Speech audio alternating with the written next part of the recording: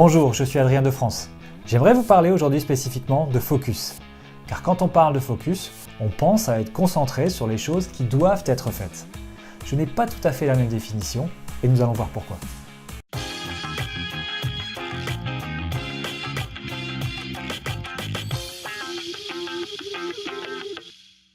Effectivement, quand on parle de focus, c'est-à-dire ce sur quoi on est actuellement concentré, il est utile de se pencher aussi sur ce que l'on doit arrêter de faire.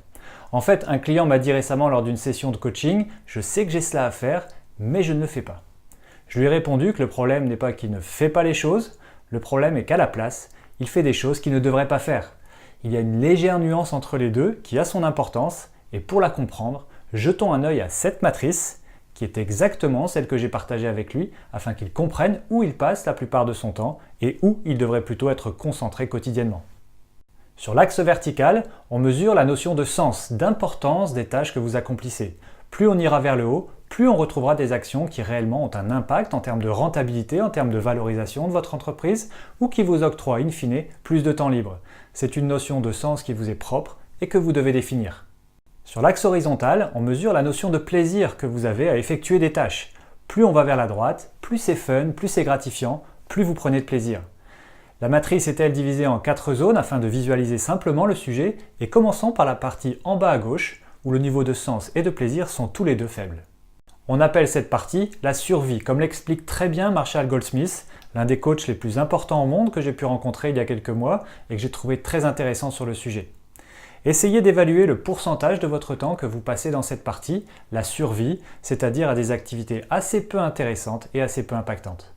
Si l'on regarde sur la droite, vous pouvez imaginer un certain nombre d'activités qui s'y retrouvent, car elles sont plus sympas, vous y prenez plus de plaisir, mais néanmoins, elles ne contribuent pas énormément à l'atteinte de vos objectifs. Ce ne sont pas des activités impactantes, bien qu'elles vous stimulent, et c'est pourquoi on appelle cette zone la stimulation. Quel pourcentage de votre temps passez-vous effectivement à ces activités stimulantes pour vous, sans qu'elles n'aient une importance cruciale pour votre entreprise? Quand je travaille avec mes clients, mon objectif en tant que coach est de les faire quitter la partie basse pour bouger vers la partie supérieure, en particulier sur la partie gauche, avant qu'une transition vers la droite s'effectue naturellement. À gauche, le plaisir n'est pas vraiment là. C'est un peu comme si vous décidiez de vous inscrire dans une salle de sport. Les premières semaines ne sont pas forcément les plus agréables. Vous avez des courbatures, mais vous continuez d'y aller car vous avez un vrai objectif en tête. C'est une zone qu'on appelle sacrifice. Cela demande de l'effort, vous n'y prenez pas vraiment de plaisir, mais vous savez que vous devez le faire.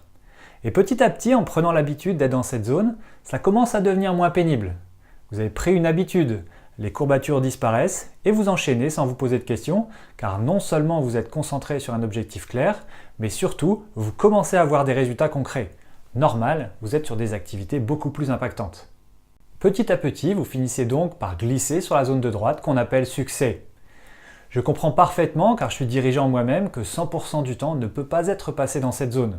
Mais par contre, il est clair que la majorité de mon temps doit être passé dans la partie supérieure, y compris dans la partie sacrifice dans laquelle il m'arrive de m'investir, car je sais pourquoi je le fais et comment cela va me permettre de glisser à un moment donné vers la droite. Avoir le bon focus, en particulier sur ce qu'il ne faut pas faire, est donc extrêmement puissant. Ne sous-estimez pas l'analyse de cette matrice, car disposer d'une clarté d'esprit sur vos activités clés et leur consacrer la majorité de votre temps est une arme redoutable dans les affaires.